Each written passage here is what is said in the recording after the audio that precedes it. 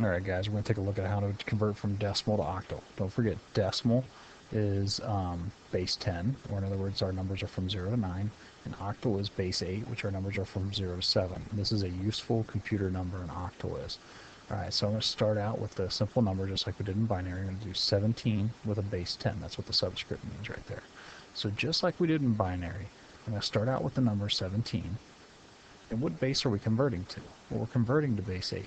So that's the number we divide by. How many times does 8 go into 17? It goes in there 2 times, right? 2 times 8 is 16. When you subtract, you get 1 left over. So that leaves me with a remainder of 1. Now, we're not at 0 yet here, so I need this number right here, this 2. So I'm going to take the 2, and I'm going to divide it by 8. How many times does 8 go into 2? Well, it doesn't. It goes in 0 times. So 2 times 8 is 0. Subtract, you get 2, and that's my remainder, right? So I'm left at 0 remainder 2. And 0 is the end. It means we got to stop. So what is my number? You start here at the end. There's your first number, and then you go here. There's your second number. It's the remainders. So if I want to see, if I take this eraser here and erase this, when I look in base 8, 17 base 10 becomes 21 in base 8. Alright, let's take a look at another number now. So we're going to do 34 in base 10. So just like we did before, I'm going to come over here, I'm going to go ahead and I'm going to write the 34, and I'm going to divide by the number that's my base that I want to convert to. So it's 8. So I say 8 goes into 34 4 times, right? 4 times 8 is 32. 34 minus 32 is 2, so this has a remainder of 2. You look here and say this is not 0, so I got to keep going on. So I need to use this 4 right here. So I'm going to take 4 right here. I'm going to divide by 8. So 8 goes into 4. Well, it doesn't. It's 0. 0 times 8 is 0. So when I say 4 minus 0 is 4.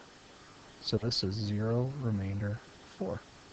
This is now a 0 right here. So I can stop. So I want to use this number, the 4 first and the 2 second. So I'm rewrite those back out. So there it is. In base 8, 34 in base 10 becomes 42 in base 8. So let's try this with a little bit more complex number now. Okay, so I'm going to go ahead and I'm not going to show you all the little math details this time. I'm going to go ahead, like with the subtraction, whatever else, you guys understand how to do that. So I'm going to start out with my 287. Okay, I'm going to divide it by the base that I want to convert to, which is 8. Right? I say 8 goes into 287. It goes into 287 35 times with a remainder of 7. Okay? So this isn't a 0, so I need to take that 35 right here. So I'm going to take the 35.